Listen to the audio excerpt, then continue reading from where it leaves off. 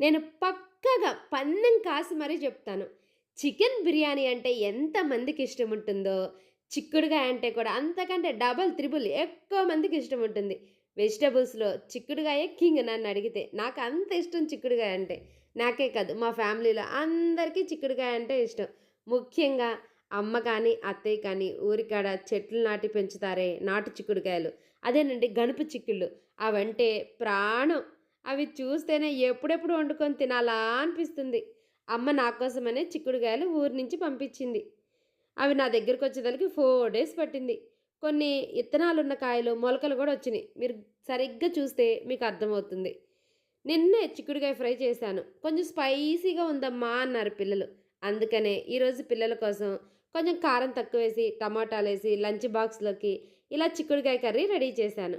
మీకు చిక్కుడుగాయ అంటే ఇష్టముంటే నా వీడియోని లైక్ చేయండి. Bye friends.